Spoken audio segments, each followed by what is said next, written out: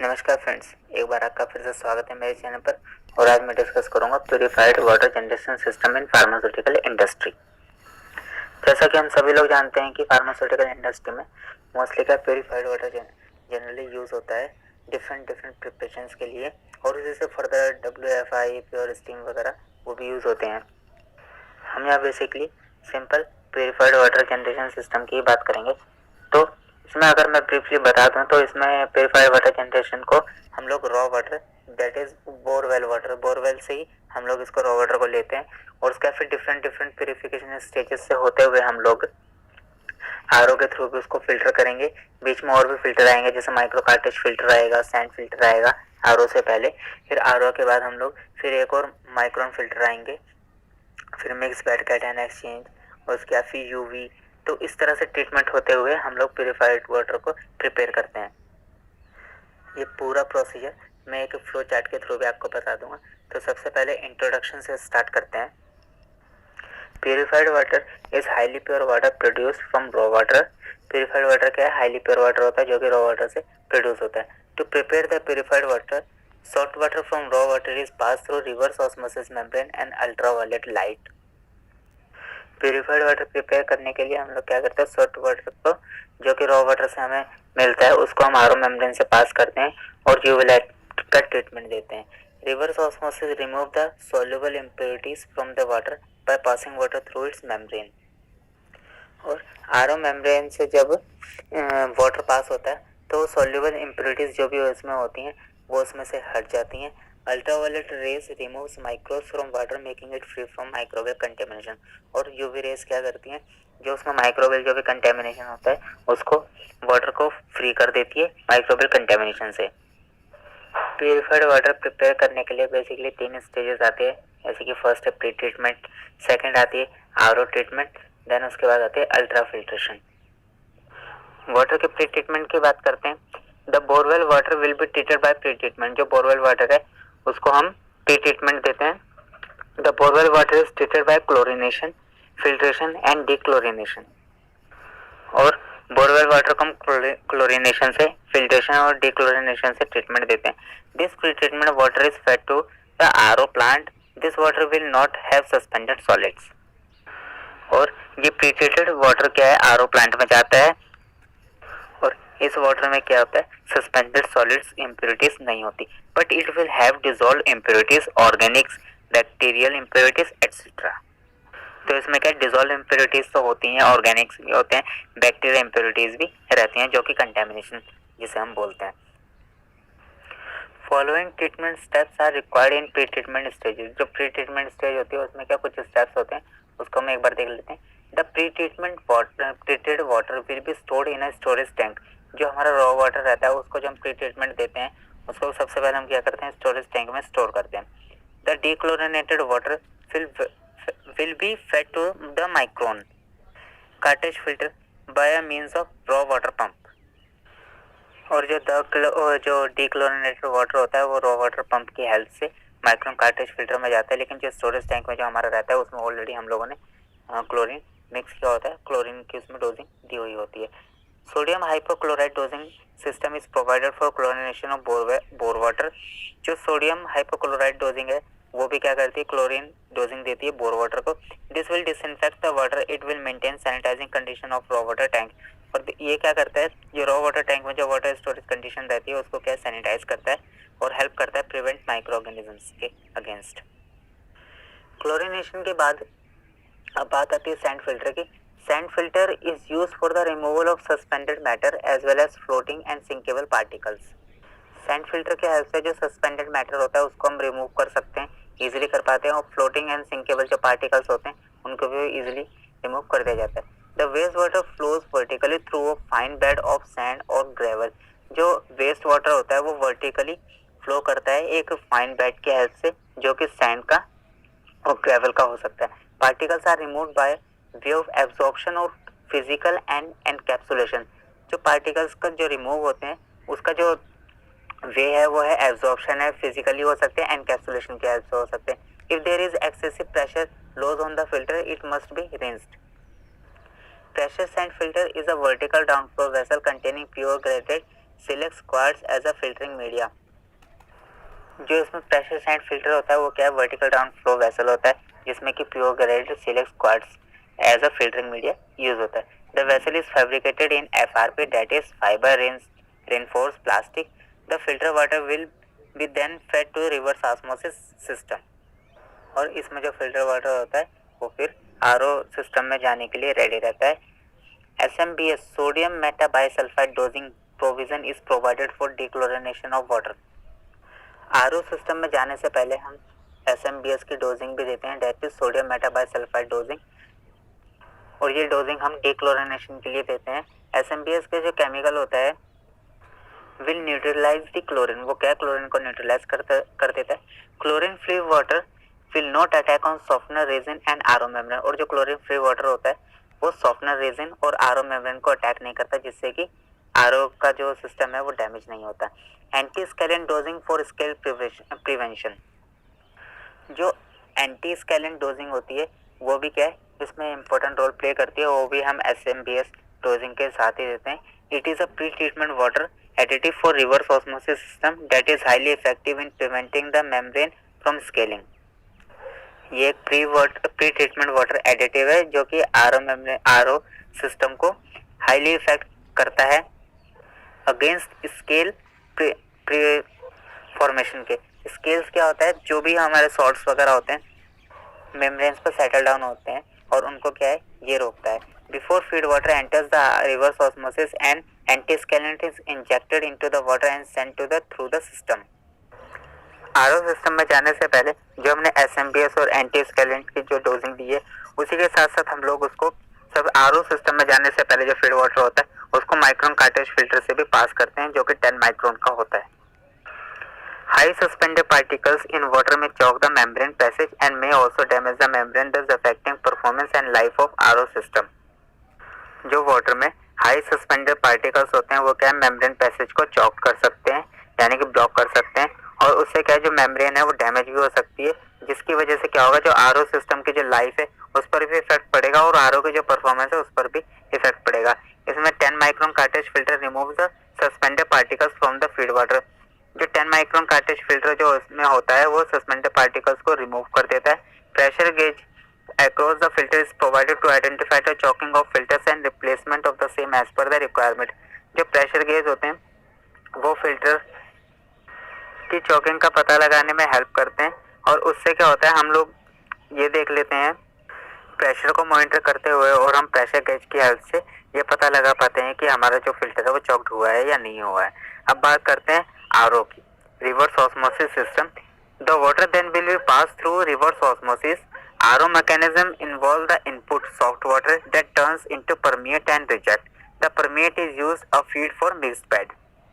Water जब RO membrane से पास होगा तो उसमें क्या है RO मैकेनिज्म जब इन्वॉल्व होगा उससे वो क्या होगा, कुछ उसमें परमिएट होगा और कुछ वाटर रिजेक्ट होगा, और जो परमिएट होगा उसको हम मिक्स बेड में यूज करेंगे।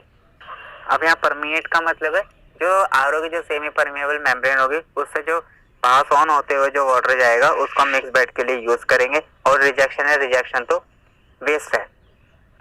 RO से जब वाटर फिल्टर हो जाता है उसके बाद बात आती है मिक्स बेड की।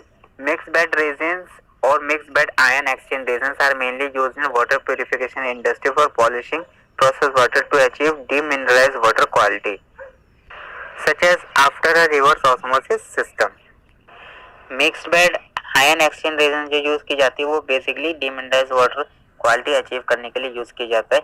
Mixed bed as a name states consist of strong acid cation exchange and strong base anion exchange resin.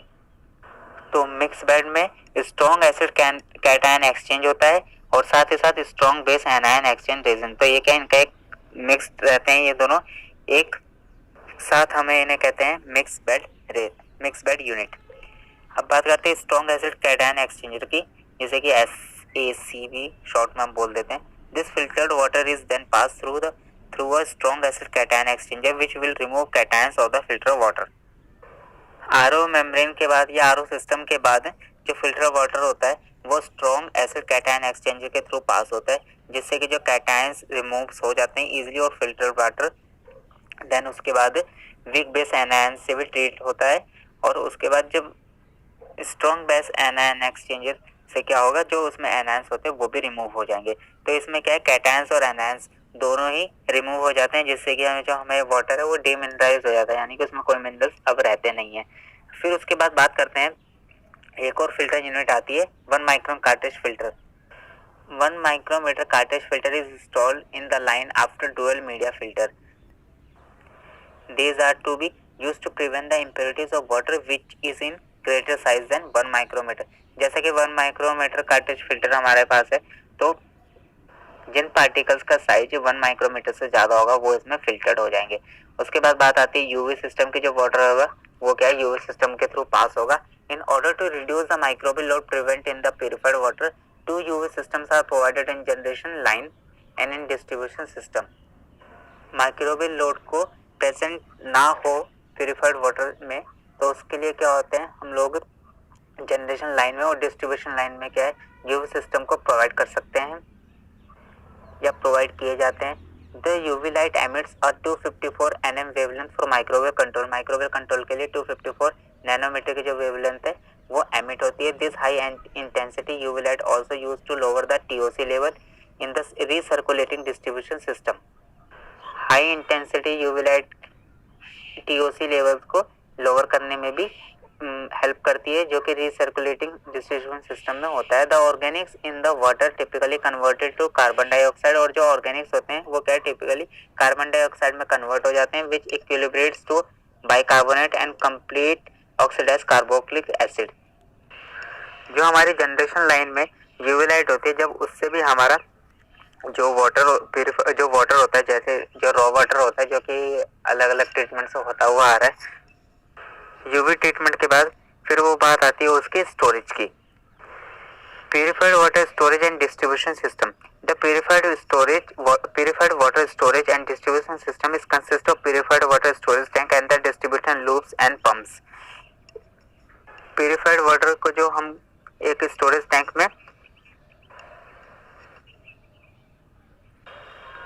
उसके बाद हम जिस स्टोरेज टैंक में उसको ट्रांसफर करते हैं स्टोर करने के लिए, वो 316L स्टेनलेस स्टील का होना चाहिए, जो कि जीएमपी रिक्वायरमेंट रहती है। एक बार इस पूरे प्यूरिफाइड वाटर जनरेशन सिस्टम को एक हमें फ्लो चार्ट के हेल्प से भी समझ लेते हैं। सबसे पहले जो हमारा रॉ वाटर होगा, जो कि बोरवेल से रॉ वाटर का सोर्स रहेगा, पहले हम वहां से रॉ वाटर को लेंगे और उसके बाद रॉ वाटर का स्टोरेज टैंक।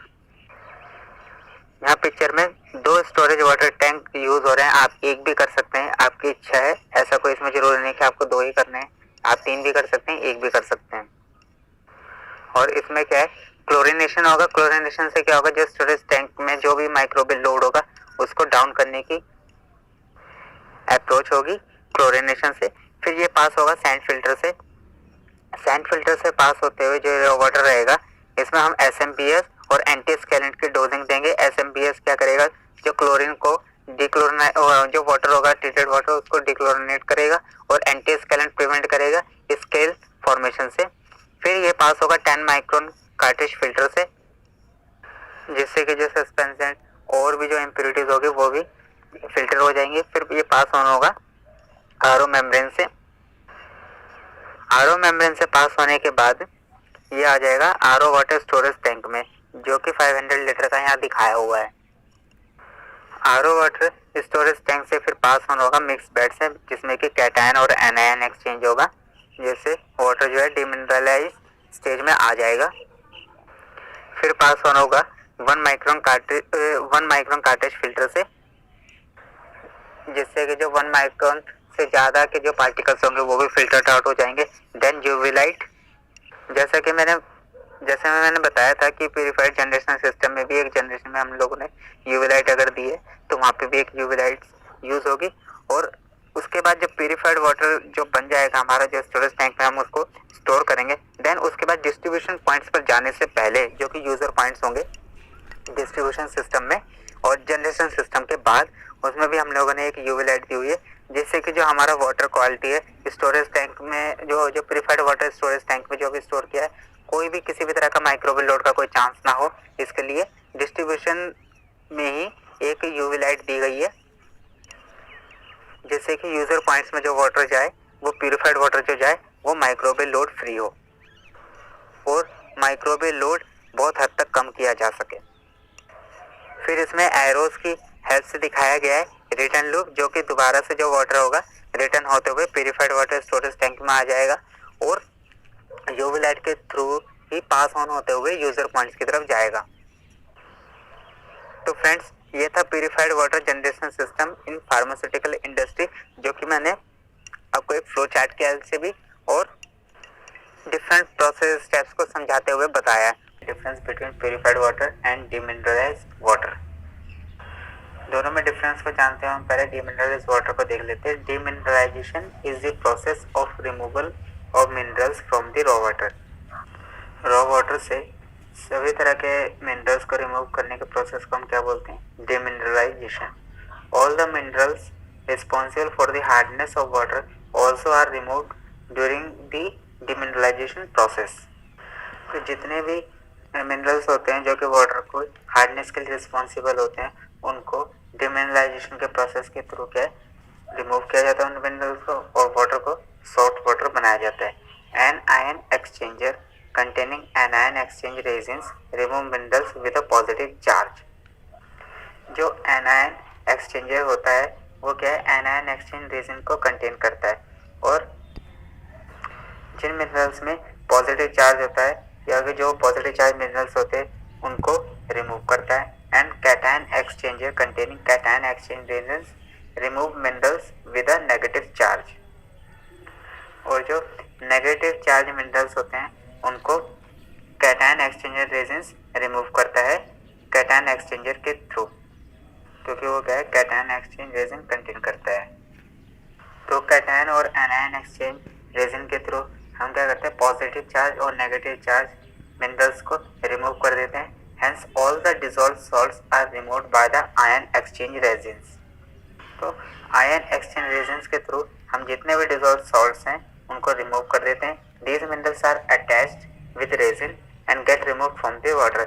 और मिनरल्स होते हैं ये रेजिन के साथ अटैच हो जाते हैं और अटैच होने के बाद वाटर से रिमूव हो जाते हैं। This water is also called soft water because all the hardness is removed by the demineralisation process.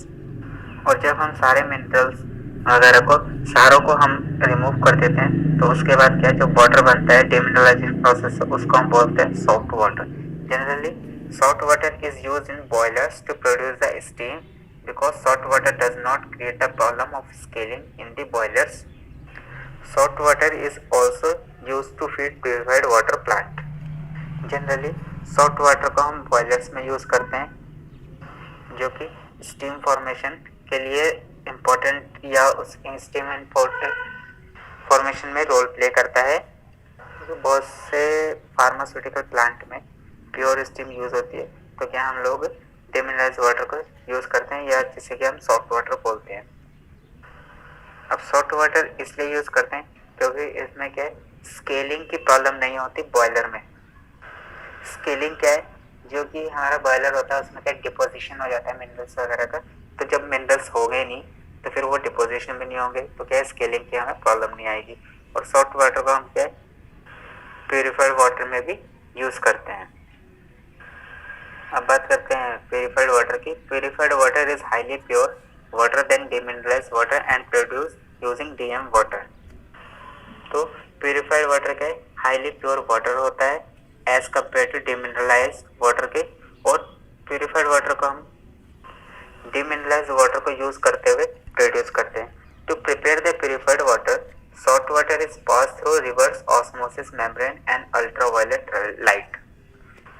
Purified water बनाने के लिए हम क्या करते हैं? सॉल्ट वाटर को रिवर्स ऑस्मोसिस मेम्ब्रेन जैसे दैट इज आरओ मेम्ब्रेन के थ्रू पास करते हैं और अल्ट्रा वायलेट लाइट उसको एक्सपोज कराते हुए पास करते हैं। Reverse osmosis removes the soluble impurities from the water by passing water through it's membrane. Reverse osmosis के प्रोसेस में क्या होता है? जितने भी सॉल्युबल इम्प्योरिटीज होती हैं वो क्या है? रिमूव हो जाती हैं by passing through it's RO membrane. Ultraviolet rays removes microbes from water making it free from microbial contamination. और जो अल्ट्रावायलेट रेज होती है, जब वाटर उससे एक्सपोज होते हुए फ्लो होता है या हम वाटर को उसको यूवी लाइट से एक्सपोज कराते हैं, तो यूवी लाइट क्या है, जो भी माइक्रोब्स वगैरह होते हैं उनको किल कर देता है। और किलिंग माइक्रोब्स की किलिंग होने की वजह से क्या है, जो वाटर रहता है हमारा वो माइक्रोबियल कंटेमिनेशन फ्री रहता है। तो जो प्यूरिफाइड वाटर होता है उसको डिमिनरलाइज वाटर को यूज करते हुए बनाते हैं। और डिमिनरलाइज वाटर जब हमें मिलता है उसको हम रिवर्स ऑस्मोसिस के थ्रू, जिससे जितनी भी सॉल्युबल इम्प्योरिटीज होंगी वो रिमूव हो जाएंगी। और जब अल्ट्रावायलेट रेज से वाटर एक्सपोज होगा तो माइक्रोबियल कंटेमिनेशन फ्री हो जाएगा। Purified water is use for pharmaceutical manufacturing and to produce water for injection. Purified water क्या है, फार्मास्यूटिकल मैन्युफैक्चरिंग इंडस्ट्री में काफ़ी यूज़ होता है। जैसे कि हम लोग टैबलेट कैप्सूल बनाते हैं, उसके कंपोजिशन में या उसकी प्रोसेसिंग में हम लोग प्यूरिफाइड वाटर को यूज़ करते हैं, या हम लोग सिरप वगैरह बना रहे हैं उसमें भी यूज़ होता है। और purified water water for injection WFI के लिए भी यूज़ होता है। तो WFI को बनाने के लिए भी क्या है, प्यूरिफाइड वाटर का एक इम्पॉर्टेंट रोल है। Purified water is distilled from multi column distillation plant and collected by the condensation process. Multi column distillation plant के थ्रू प्यूरिफाइड वाटर को डिस्टिल किया जाता है और कंडेंसेशन प्रोसेस के थ्रू कलेक्ट किया जाता है। अब बात करें कंक्लूजन की, बोथ DM यानी कि demineralized water and purified water have their own specification to be passed for their quality. तो डीमिनरलाइज्ड वाटर और प्यूरिफाइड वाटर के अपने अलग स्पेसिफिकेशन है क्वालिटी को पास करने के लिए। Demineralized water should be pass the hardness and pH test only. तो डीमिनरलाइज्ड वाटर को हार्डनेस टेस्ट और pH टेस्ट जरूर पास होना चाहिए। While purified water has various parameter, और जो प्यूरिफाइड वाटर है उसके कई पैरामीटर होते हैं, जैसे कि description, pH, conductivity, hardness, heavy metal, iron, nitrate, sulphate, residue on evaporation, microbial limiting test etcetera. और प्यूरिफाइड वाटर के स्पेसिफिकेशन में जो जितने भी टेस्टिंग होती है उसके स्पेसिफिकेशन के लिए वो काफ़ी हैं। जैसे कि डिस्क्रिप्शन वाटर कैसा है, अपीयरेंस कैसी है उसकी, pH कैसा है, एसिडिक है या बेसिक है, लो pH है, कैसा है, कंडक्टिविटी कितनी है, हार्डनेस उसमें कितनी है, हैवी मेटल्स कितने हैं, आयरन का लेवल कितना है, नाइट्रेट सल्फेट का लेवल कितना है, इवेपोरेशन करते हुए तो उसमें रेसिड्यू कितना रहता है। और माइक्रोबियल लिमिटेड टेस्ट, जैसे कि इसमें यूवी लाइट से भी पास करते हैं, तो माइक्रोबियल कंटेमिनेशन कितना आ रहा है, कि माइक्रोबियल कंटेमिनेशन बहुत ज़्यादा तो नहीं है। अगर माइक्रोबियल कंटेमिनेशन भी ज़्यादा होगा तो क्या फार्मास्यूटिकल, तो जो फार्मास्यूटिकल मैन्युफैक्चरिंग प्रोसेस में जो वाटर यूज़ हो रहा है वो भी क्या यूजलेस या कंटेमिनेशन के चांस को बहुत ज़्यादा बढ़ा देगा, जिससे कि वो वाटर यूजलेस हो जाएगा। तो DM वाटर और प्योरीफाइड वाटर के अपने अलग अलग स्पेसिफिकेशन है। Qualification of pharmaceutical water system. Pharmaceutical industry में जो वाटर सिस्टम होता है वो सिस्टम क्वालिफाइड है या नहीं, मतलब कि उसमें जो क्वालिटी है वो ड्रग या जो हमें अपने ड्रग प्रोडक्ट्स बनाने हैं उसके लिए जो क्वालिटी हो वो फार्मास्यूटिकल इंडस्ट्री के हिसाब से फार्माकोपिया को कंप्लाई करते हुए उसकी क्वालिटी होनी चाहिए। तो अभी हम इसी क्वालिफिकेशन को देखेंगे, फार्मास्यूटिकल वाटर सिस्टम किस तरह से क्वालिफाइड होता है या किस तरह से हम उसको क्वालिफाइड करेंगे। तो qualification of pharmaceutical water system involves 3 phases. इसमें क्या होता है, 3 फेजेस इंक्लूड होती है वाटर सिस्टम क्वालिफिकेशन में, फेज़ 1, फेज़ 2 और फेज़ 3। यानी कि जो हमारा क्वालिफिकेशन होता है वाटर सिस्टम जो क्वालिफिकेशन होता है वो 3 फेजेस में होता है। सबसे पहले बात करते हैं पहली फेज़ की। Test period of 2 to 4 weeks should be spent for monitoring the system intensively. कोई भी चीज़ कब क्वालिफाइड होगी, जब हम उसको टेस्ट करेंगे, एनालाइज करेंगे। ठीक है, तो टेस्ट पीरियड इसमें क्या है, हमें 2 से 4 हफ्ते तक डेली बेसिस पे कंटिन्यूसली हमें सैम्पलिंग करनी है। सैम्पलिंग करने के बाद एनालिसिस करनी है और उसके हमें रिजल्ट्स देखने हैं। During this period the system should operate continuously without failure और परफॉर्मेंस डेविएशन। फेज 1 में हमारा सिस्टम कंटिन्यूअसली रन होना चाहिए, ऑपरेट रहना चाहिए ऑपरेटिंग कंडीशन में, और कोई भी इसमें फेलियर नहीं आना चाहिए, और इसकी परफॉर्मेंस में कोई भी डेविएशन नहीं आना चाहिए। Water can not be used for pharmaceutical manufacturing in this phase. यानी कि हमें अपनी कोई भी फार्मास्यूटिकल प्रिपरेशन में इस वाटर को अभी यूज़ नहीं करना है। यानी कि फेज 1 में हम जो भी कोई फार्मास्यूटिकल प्रिपरेशन हम करना चाहते हैं तो उसको सस्पेंड रखेंगे, फर्स्ट फेज में नहीं करेंगे। The following should be included in testing approach। जो भी हम लोग टेस्टिंग करने वाले हैं उसमें हमें क्या क्या कंसिडरेशन रखनी चाहिए, क्या क्या देखना है, उसी की मैं बात कर रहा हूँ। Undertake chemical and microbiological testing in according with a defined plan. एक डिफाइंड प्लान के अकॉर्डिंग हमें केमिकल और माइक्रोबायोलॉजिकल टेस्टिंग स्टार्ट करनी है फेज 1 में। Sample incoming feed water daily to verify its quality. हमें अपने फीड वाटर की या जितने भी अपने पॉइंट्स होंगे उन सबकी डेली बेसिस पे सैम्पलिंग करनी है, वेरीफाई करनी है उनकी क्वालिटी को। Sample each step of purification process daily. अब वाटर सिस्टम में डिफरेंट स्टेप होंगे प्यूरिफिकेशंस के, तो हमें ईच एंड एवरी स्टेप को वेरीफाई करने के लिए सैम्पलिंग करनी है। Sample each point use daily, यानी कि जो जितने भी यूज़र पॉइंट्स होंगे या डेली यूज़ वाले जो पॉइंट्स होंगे उसकी भी हमें रेगुलर बेसिस पे सैम्पलिंग करनी है। Develop appropriate over operating ranges. Demonstrate production and delivery of the product water of required quantity and quality। हमें appropriate operating ranges डेवलप करनी है, प्रोडक्शन को डेमोन्स्ट्रेट करना है, जिससे कि जो हमारा वाटर यूज़ होने वाला है उस वो कितनी क्वांटिटी में यूज़ होगा और उसकी क्वालिटी का है ये भी डेमोन्स्ट्रेट करना है। Use and refine the SOPs for operation, maintenance, sanitisation and trouble shooting. हमें एसओपी को यूज़ करते हुए चलना है और रिफाइन करना है एसओपी को। कोई भी अगर उसमें कोई चेंजेस होते हैं या अकॉर्डिंग हमारा सिस्टम कैसे चल रहा है उसके अकॉर्डिंग उसमें मेंटेनेंस किस तरह से रहेगी वाटर सिस्टम की, सैनिटाइजेशन हम किस तरह करेंगे, कोई प्रॉब्लम आती है, कोई इशू आता है, कोई डेविएशन आता है तो उसमें ट्रबल शूटिंग क्या हमारी अप्रोच क्या रहने वाली है, ये सारी चीज़ें हम एसओपी में मेंशन करेंगे।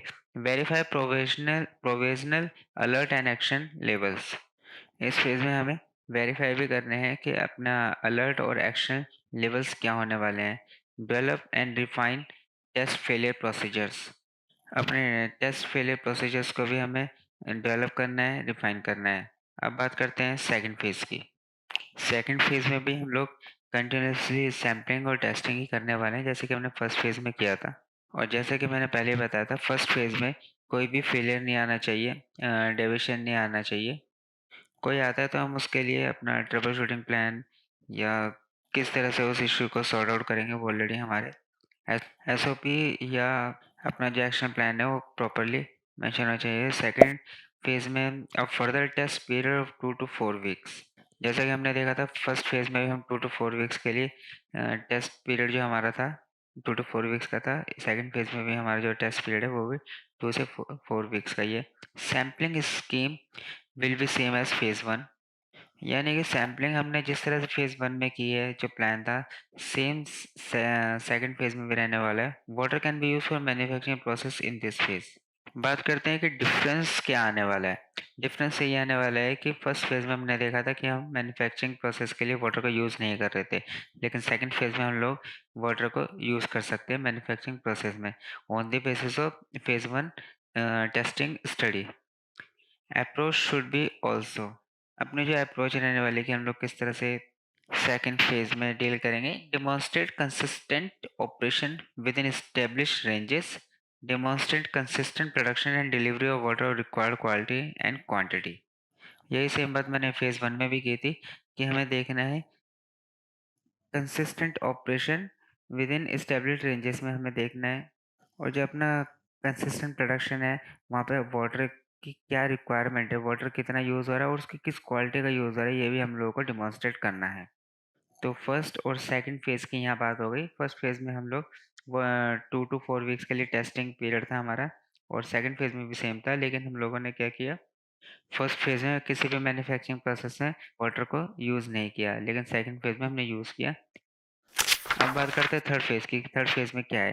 Phase 3 runs for 1 year after satisfactory completion of phase 2। यानी कि यहाँ पर बात 2 to 4 वीक्स की अब नहीं हुई है। फेज़ 3 में हमने देखा कि पूरे 1 ईयर के लिए हमें इस फेज़ को रन करना है after satisfactory completion of second phase, यानी कि सेकंड फेज जब कम्प्लीटली सेटिस्फैक्ट्री कंप्लीट हो जाएगी, सेटिस्फैक्ट रिजल्ट्स देगी हमें, उसके बाद हम लोग थर्ड फेज में एंटर करेंगे। Water can be use for manufacturing process during this process. इस फेज में हम कंफर्टेबली वाटर को मैन्युफैक्चरिंग प्रोसेस में यूज कर सकते हैं। Objective and features of phase third. अब यहाँ बात हो रही है ऑब्जेक्टिव्स की, फीचर्स की। वो इसलिए हो रही है क्योंकि फेज थर्ड हमारा पूरा 1 ईयर चलने वाला है, यानी कि हमारी जो मॉनिटरिंग है वो 1 ईयर चलने वाली है। जब 1 ईयर चलने वाली है तो हम लोग, हमारे कुछ ना कुछ ऑब्जेक्टिव होंगे, हम उसके कुछ फीचर्स होंगे जो हम लोग देखेंगे।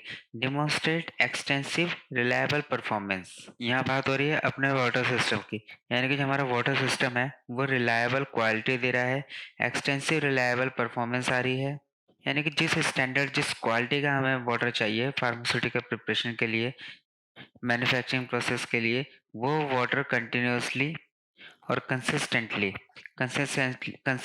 वो क्वालिटी हम अपने वाटर सिस्टम से अचीव कर पा रहे हैं या नहीं कर पा रहे हैं। Ensure that seasonal variation are evaluated. जैसा कि इसमें हम लोग 1 ईयर तक थर्ड फेज को रन करेंगे तो सीजनल वेरिएशन भी आएंगे, कॉमन सी बात है क्योंकि सीजन चेंज होता रहता है। तो 1 ईयर तक काफ़ी चेंजेस आने वाले हैं, हमें वो भी अपनी स्टडी में कंसिडर करना है और इवेल्युएट करना है। The sample locations, sampling frequencies and test should be reduced to normal routine pattern based on established procedures proven during phase 1 and phase 2। Phase 1 और फेज 2 की स्टडी के बेस पर हमें अपने सैम्पलिंग लोकेशंस को रिड्यूस करना है, सैम्पलिंग फ्रीक्वेंसी को रिड्यूस करना है, और जो भी टेस्ट हो रहे हैं उसको भी रिड्यूस करना है नॉर्मल रूटीन पैटर्न पर, यानी कि जिसको हम रेगुलर बेसिस पे कर पाएँ। हालाँकि कर तो हम फर्स्ट और सेकंड फेज़ में भी पा रहे थे, उसमें भी हम लोगों ने कंटिन्यूअसली किया है, बट नॉर्मल रूटीन पैटर्न पे हम लोग नहीं कर रहे थे। हम लोग कंटिन्यूअसली हर एक पॉइंट को कंसिडर कर रहे थे। अब यहाँ पे क्या है, सैम्पलिंग लोकेशन, फ्रीक्वेंसी और टेस्ट हमने इसको रिड्यूस कर दिया है। किसके बेस पे? फर्स्ट फेज़ 1 के और फेज़ 2 के रिजल्ट्स और जो प्रोसीजर्स थे उनके बेस पर हमने यहाँ पे सैम्पलिंग फ्रीक्वेंसीज को रिड्यूस कर दिया है। अब सेम इसी प्लान में हमारी जो टेस्टिंग होगी थर्ड फेज में कंटिन्यूसली 1 ईयर तक चलेगी, और 1 ईयर के कंप्लीशन के बाद हमारा थर्ड फेज कंप्लीट होगा वाटर सिस्टम क्वालिफिकेशन में, यानी कि वाटर सिस्टम का क्वालिफिकेशन फेज 1, फेज 2, फेज 3 में चलेगा, जैसे कि हमने स्टार्टिंग में बात की थी। तो फ्रेंड्स, आज के वीडियो में बस इतना ही। उम्मीद है आपको वीडियो पसंद आई होगी। वीडियो को लाइक करें, शेयर करें, कमेंट करें, और इस तरह के और वीडियोस के लिए चैनल को सब्सक्राइब करें और रेगुलर नोटिफिकेशन के लिए बेल आइकन पर क्लिक करना ना भूलें। धन्यवाद, मिलते हैं अगली वीडियो में।